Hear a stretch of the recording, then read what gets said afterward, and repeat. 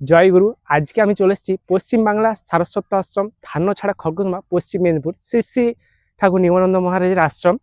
এই বছর এখানে অনুষ্ঠিত হতে চলছে ১১১তম সার্বভৌম ভক্ত সম্মেলন এবং তারই প্রস্তুতি এবং তার বিস্তারিত বিবরণ, কতগুলো কি ক্যাম্প হতে চলেছে এবং কত মানুষের আয়োজন রয়েছে, সেই সমস্ত কিছুই বা সেই সমস্ত বিবরণ আজকে তোমাদেরকে আমি জানাবো। জয়গুরু মহারাজ, এই বছর ২০২৫ সালে পশ্চিমবাংলা সারস্বত আশ্রম ধান্যছাড়া খড়গোসমা পশ্চিম মেদিনীপুরে যে ১১১তম সার্বভৌম ভক্ত সম্মেলন অনুষ্ঠিত হয়েছে, তার প্রস্তুতি এবং সাজসজ্জা কিরকম হতে চলেছে? প্রায় 25,000 লোকের থাকা খাওয়া একবারে স্যানিটেশন সহ সব রকমের ব্যবস্থা পর্যাপ্ত পরিমাণে করা হচ্ছে। ক্যাম্প তৈরির কাজ শুরু হয়ে গেছে, তোমরা দেখতে পাচ্ছ ইতিমধ্যেই। ওইদিকে অন্নপূর্ণা ভাণ্ডার হচ্ছে, পূর্ব দিকে, উত্তর দিকে সব দোকান বাজার সব বসবে। খেলনা বলো, প্রত্যেক বছর সম্মেলনীতে যেসব জিনিস হয় আর কি, সেসব আসবে। রান্নাঘর থেকে, যেখানে অন্নপূর্ণা ভাণ্ডার আছে সেখান থেকে ড্রেনের কাজও চলছে।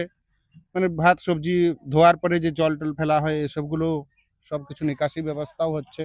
আমাদের এখান থেকে যোগাযোগ ব্যবস্থা ভীষণই খারাপ বলা যায়, যেহেতু আমাদের এখান থেকে স্টেশন প্রায় ১৭ থেকে ২০ কিলোমিটার রাস্তা আছে। তো সেই জায়গায় বেশিরভাগ মানুষের ট্রেনে বা বাসে আসবেন, তো কিভাবে আসবে সেই জায়গাতে সেটা যদি একটু বলেন। যদি যারা বাসে আসবে চন্দ্রকোনা টাউন, মেছেদা, হাওড়া হয়ে ওই দিক থেকে চন্দ্রকোনা টাউন থেকে সোজা চলে আসবে।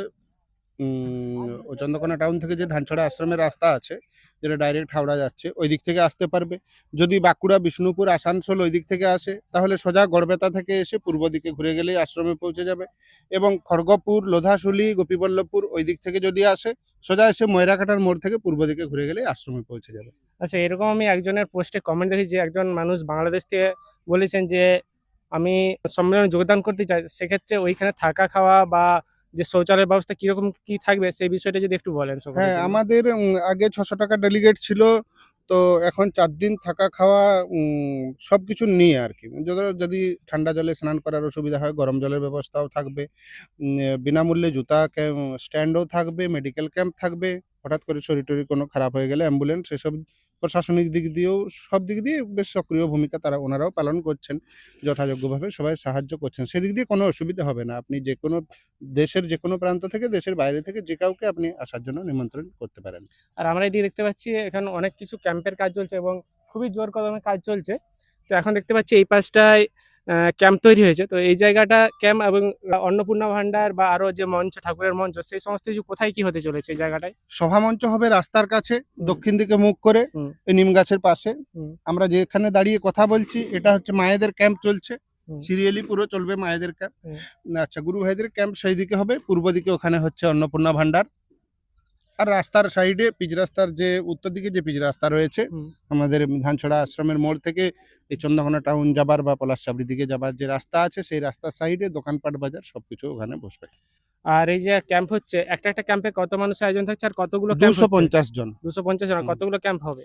১০১ এখন আন্দাজ করা আর হয়েছে, যদি প্রয়োজনে প্রয়োজন আরো পড়লে আরো বাড়ানো যাবে। বাড়ানো হবে। এই যে সম্মেলনটা হচ্ছে সার্বভৌম ভক্ত সম্মেলন, একটা মহারাজের, ঠাকুর মহারাজের খুব সবথেকে বড় একটা সম্মেলন। আর আমাদের যে পশ্চিমবাংলা সারস্বত আশ্রমে কত বছর পর হচ্ছে? এটা ১৯ বছর পরে ১৯ হচ্ছে। বছর পর হচ্ছে। আর যে ভক্ত শিষ্য তো যারা আসছে, অন্যান্য আরো যে সকল মানুষ এখানে আসবেন, তাদের সেবার ব্যবস্থা কিরকম রয়েছে? প্রথম দিন যারা থাকবে খাবে তাদের ক্ষেত্রে, প্রথম দিনে পৌঁছালেই তাদের ক্ষেত্রে ৭০০ টাকা করে ডেলিগেট লাগবে ৪ দিন থাকা খাওয়ার জন্য। দ্বিতীয় দিনে মধ্যাহ্ন প্রসাদের ৫০ টাকা করে কুপন থাকবে। কেউ যদি ধরো কাছাকাছি হয়তো খালি সকালে বাড়ি থেকে খাওয়া-দাওয়া করে আসবেন, দুপুরে প্রসাদ পেয়ে যাবেন, সেক্ষেত্রে ৫০ টাকা করে ডেলিগেট করা হয়েছে। প্রত্যেকদিন প্রত্যহ এখানে থাকবে, তাদের জন্য ওই টাকাটা থাকছে, সেখানে হুম, থাকা হুম। খাওয়া যাবে। থাকা খাওয়া সব। আর যারা বাইরে থেকে আসবেন বাড়ি থেকে প্রথম দিন তাদের আসলে, প্রথম দিন থেকে যদি সেদিন ধরো ২৬ তারিখে অনুষ্ঠানের অধিবাস, ২৭ তারিখে যদি কেউ আসে, তাহলে তাকে কিন্তু আলাদা করে খাওয়ার ব্যবস্থা থাকবে না। তাদেরকে পুরো ডেলিগেট কেটেই থাকতে হবে। আর যদি সেকেন্ড দিন কেউ শুধুমাত্র দুপুরে প্রসাদ পেতে চায়, সেক্ষেত্রে ৫০ টাকা করে কুপন থাকবে। সকালে আলাদা প্রসাদ, একই সবজি দুদিন হবে না, বা যে সবজি দুপুরে হবে সে সবজি রাত্রে হবে না। রাত্রে রুটির ব্যবস্থাও থাকবে। আর ধরো গত ২-৩ বছর আগের কথা বলছি, তখনই রাত্রে প্রায় ৩২,০০০ পিস রুটি লাগতো। এখন ৪৫ থেকে ৫০,০০০ পিস রুটি রাত্রে ব্যবস্থা হচ্ছে। রুটির সাথে সবজি থাকবে। প্রতিদিন একেক রকমের সবজি। যেমন আগের দিন আলু পোস্ত আছে, একদিন মিক্স সবজি আছে, একদিন পনির আছে, বিভিন্ন ধরনের।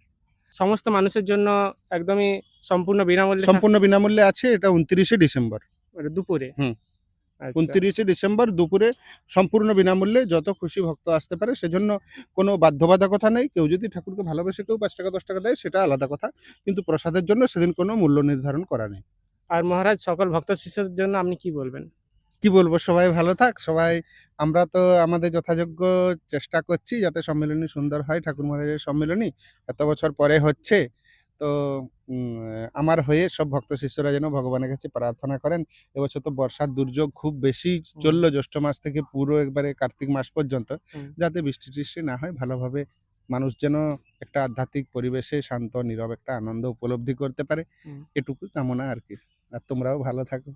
জয় ঠাকুরের গুরু। জয়।